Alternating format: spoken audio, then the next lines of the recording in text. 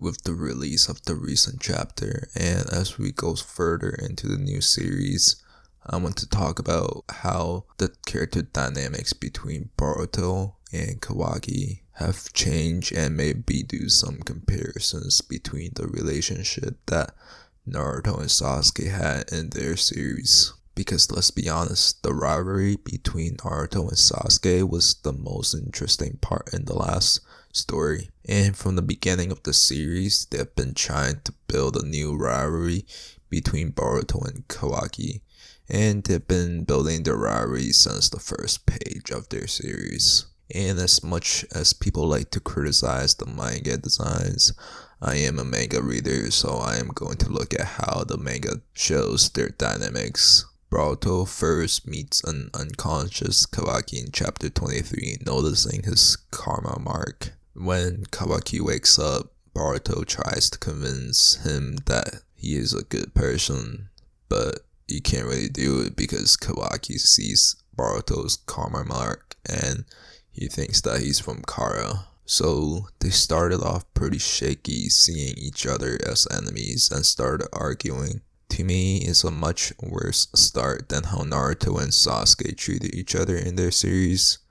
While they were not friends in the beginning, but they have at least known each other for a long time and knows what each other are like. They were teammates at least. However, Boruto sees Kawaki as a tool, a way for their village to gain an upper hand on their enemies. Afterwards, Naruto brought Kawaki into his house as a way of helping him. To me, this seems a little too convenient for the plot to push Boruto and Kawaki together, and of course they immediately get into a disagreement because Kawaki broke Himawari's vase, and then they peed together.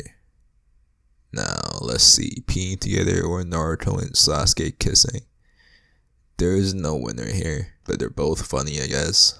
They show some slice of life stuff here. I guess this means Kawaki and Sasuke are a better dual protagonists than Naruto and Sasuke, but they don't really have the competitiveness together. In part 1, that shows that they want to keep getting better than each other. Boruto and Kawaki are just roommates together. These two having the same kind of power is really lame too. One of the best parts of Naruto is that he is the underdog in the story for the majority of the time. Now it seems like we have two part 1 Sasuke's with curse marks walking around, beating Hokage tier opponents like it's nothing. Eventually the two of them do come together, wanting to find out more about the karma mark. I think that was a good comparison to how Naruto and Sasuke were training together, working towards climbing the trees in the land of the wave arc. And we do see Kawaki wanting to be like Naruto.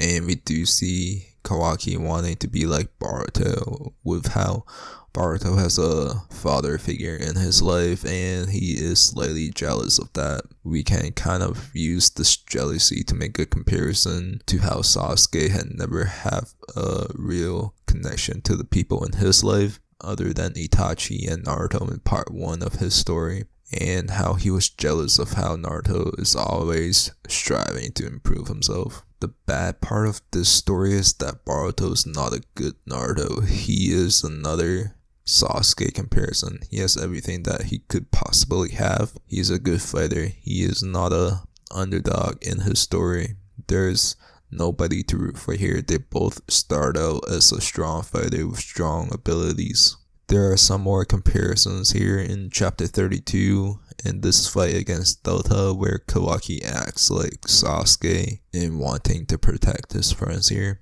In that battle, Boruto really didn't do anything and stands on the side, really. To me, it seems like a waste with Kawaki taking all the key moments in the fight. Boruto seems like an afterthought here, with Naruto and Kawaki developing a good working relationship together. Here's another weird part. We have two characters that look up to the 7th Hokage, Sarada and Kawaki. It's kind of weird that they don't interact that much together. It seems like all the characters are in their own islands. One of the good parts about part 1 story is that the key characters are always in a team together with their own mentors. And now people are just doing their own thing. There are no central theme that we follow. It's just plot point to plot points. After training together for a little bit, Boruto calls Kawaki bro. It's kind of cringe, because what have they really done together? They were kind of rough towards each other in the beginning. They fought over ways. Kawaki then protects Boruto's family, and then Kawaki gives Boruto a cool trading card. That was all it took for them to become brothers, really. And it's kind of stretching it. I guess one good fight is all that it takes for people to become really good friends in shonen shows. But for it to become the key moment of the whole story, that's kind of stretching it. We need more important moments between the two for the story to be good. I guess it's kind of like Sasuke giving Naruto a lunchbox, and then that's it really between their friendship. But in reality, they both start from a lonely place in the beginning. Right now, Kawaki and Boruto are just two geniuses playing around with everything that they could possibly have. I think a big part of Boruto wanting to call Kawaki a brother so quick is because Naruto is taking care of him so much, and Naruto sees the younger him in Kawaki, and I don't buy that. Kawaki is nothing like a younger Naruto.